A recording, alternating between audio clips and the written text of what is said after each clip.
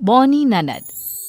सुबह सुबह पूजा अपनी ननद प्रीति के कमरे में उसको उठाने के लिए आती है और देर तक सोता हुआ देख उसके ऊपर से कंबल हटाते हुए अपनी ननद से कहती है, सूरज सर पर आ गया, पर अभी तक तुम्हारे लिए सुबह नहीं हुई।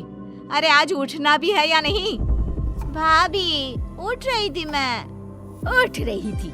ऐसा एक भी दिन नहीं आता कि बिना उठाए तुम उठ जाओ। भाभी आज तबीयत ठीक नहीं लग रही थी, इसलिए आज लेट हो गया। तुम्हारी तो रोज ही तबीयत खराब होती है। घर का काम जो करना होता है, ये नहीं कि भाभी पूरा दिन अकेले काम करती है तो कभी उनकी मदद करवा दूं। भाभी मुझसे जो भी होता है वो मैं कर तो देती हूँ, फिर भी आप मुझे रोज सुबह सुबह सुनाना शुरू कर देती हो। तुम्हें तो कुछ बोलना ही बेकार है।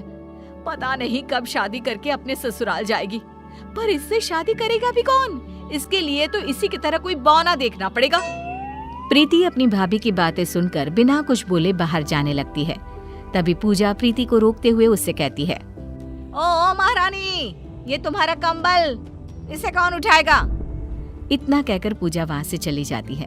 बेचारी प्रीति अपना बेड ठीक करने लगती है, जिसके बाद प्रीति घर का भी काम करने लगती है और खुद से कहती है, चलो घर का काम तो खत्म हुआ, अब कॉलेज के लिए तैयार हो जाती हूँ। वैसे भी आज बहुत लेट हो गई हूँ, एक क्लास तो पक्का छूट ही जाएगा आज। इतना कहकर प्रीति कॉलेज जाने के लिए तैयार होने लगती है तो वहीं पूजा किचन में काम कर रही होती है और खुद से ही बातें कर रही होती है। पता नहीं क्या करूं, प्रीति के लिए कोई ढंग का लड़का भी नहीं मिल रहा। जो भी मिलता है उसको उसकी हाइट की वजह से रिजेक्ट कर देता है। ऊपर से वरुण है जो मेरी एक नहीं सुनते। पता नहीं इसका घर कब बसेगा। इतने में पूजा का फोन बजता है, जिसे देख पूजा अपनी चाय लेकर हॉल में जाकर बैठ जाती है और फोन पर बातें करने लगती है। प्रीति कॉलेज जाने के लिए बाहर आती है और अपनी भाभी से कहती है, भाभी मैं लेट हो रही हूँ, मैंने सारा काम कर दिया है, मैं कॉलेज जा रही हूँ। ठीक है, और सुनो टाइम से घर आ जाना, सारे कपड़े पड़े हुए हैं धोने के लिए। प्रीति बिना कुछ बोले वहां से चली जाती है और शाम को जब प्रीति घर आती है तो वो धुलने के लिए सारे गंदे कपड़े देखती है। प्रीति जाकर उन कपड़ों को धो देती है। कुछ देर बाद पूजा तैयार होकर बाहर निकलती है। तब प्रीति अपनी भाभी से पूछती है, भाभी आप इतनी रात को कहाँ जा रही हो? तुझसे मतलब? मैं कहीं भी जाऊं, कुछ भी करूं? अच्छा दरवाजा अंदर से बंद कर लेना। हो सका तो मैं रात को घर ना आ पाऊं, क्योंकि आज मैं अपनी फ्रेंड के घर जा रही हूँ। पर भाभी उस बारे में आपने भैया से पूछा? आपको पता है ना, भैया को रात में किसी का भी दूसरों के घर रुकना पसंद नहीं है। उनको और मुझे आपकी चिंता रहती है। अगर तुम चुगली ना करो तो वरुण को मैं संभाल लूंगी, पर नहीं, जितना बड़ा तुम्हारा कद नहीं, उससे ज्यादा तो तुम्हें उछलना होता है। मेरी कोई लाइफ नहीं है क्या? तुम कॉलेज के बहाने और तुम्हारे भैया ऑफिस ट्रिप के बहाने घूम लेते हो, और मैं तो इस घर में ही रहती हूँ। मेरा दम नहीं घुटता क्या? इसलिए अगर मैं एक दिन अपनी फ्रेंड के साथ बाहर जा रही हूँ तो इसमें बुराई क्या है? भाभी रात को आप बिना बताए जा रही हो, कल को आपको कुछ हो गया तो मैं भैया को क्या जवाब दूंगी? कोई जवाब देने की जरूरत नहीं है। रोटी बनी हुई है, खाना खाकर सो जाना। वरुण से मैं खुद बात कर लूंगी। इतना कहकर पूजा अपनी दोस्त के साथ घूमने के लिए निकल जाती है, पर बेचारी प्रीति रोती रहती है।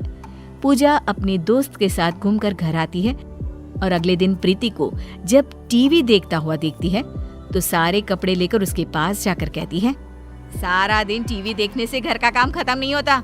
कभी मेरे बारे में भी सोच लिया करो। अरे थोड़ी मेरी भी मदद करवा दो काम में। भाभी सारा काम तो करती हूँ, बस मुझसे जो काम नहीं हो पाता वही मैं छोड़ती हूँ। अब आपको पता है कि मैं ऊंचाई के काम नहीं कर पाती, मेरा हाथ नहीं पहुँच पाता, फिर भी आप ऐसा बोल रही हो। तो घर में सीढ़ी किस लिए है? उसका इस्तेमाल करो। और उसके बिना भी तुम कपड़े इस्त्री कर सकती हो, कपड़े धो सकती हो, खुद खाना निकाल कर खा सकती हो। ये काम तो तुम कर ही सकती हो ना? पर नहीं जी, तुम्हें तो कुछ नहीं करना।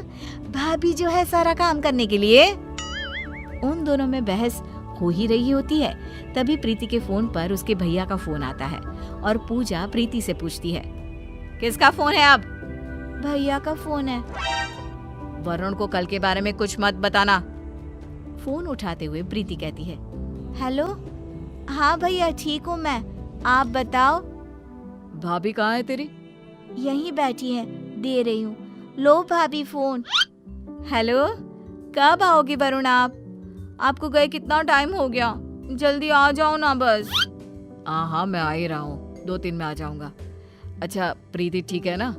तुम दोनों की अब लड़ाई तो नहीं होती ना पहले की तरह? नहीं जी, सब ठीक है, बस आप आ जाइए। इतना कहकर वो फोन रख देती है। ऐसे ही कुछ दिन और बीत जाते हैं। एक दिन प्रीति अपनी भाभी से कहती है, भाभी मैं आज बहुत लेट हो रही हूँ, मैं कॉलेज से आकर काम में आपकी मदद करवा दूंगी। प्रीति ये सब बोल रही होती है, पर फिर भी पूजा उसकी किसी भी बात का जवाब नहीं देती और प्रीति अपनी भाभी के कमरे में जाती है, जहाँ वो पूजा को सोते हुए देखती है। ये देखकर पूजा को उठाने के लिए उसका हाथ पकड़कर हिलाती है, तो वो देखती है कि पूजा का हाथ बहुत गर्म है। ये देखकर प्रीति खुद से कहती है, अरे भाभी को तो बहुत ही ज्यादा बुखार है। एक काम करती हूँ, मैं आज कॉलेज से छुट्टी ले लेती हूँ और भाभी की देखभाल करती हूँ। अभी तो दवाई लाकर दे दूँ। दवाई खाने के बाद जैसे ही भाभी को आराम मिलेगा, मैं इन्हें डॉक्टर के पास ले जाऊंगी। इतना कहकर प्रीति अपनी भाभी का ख्याल रखने लगती है। भाभी उठो, दवाई ले लो। तुम कॉलेज नहीं गई आज? नहीं, आज मैं घर पर रहकर सारा काम कर लूंगी। आज ना आप आराम करो बस। पर तुम काम कैसे करोगी? तुम्हारा हाथ नहीं पहुंच पाता और आज किचन की सफाई भी करनी थी। भाभी मैं सब कर लूंगी, आप बस आराम करो। प्रीति अपनी भाभी को दवाई खिलाती है और आराम करने को बोलती है।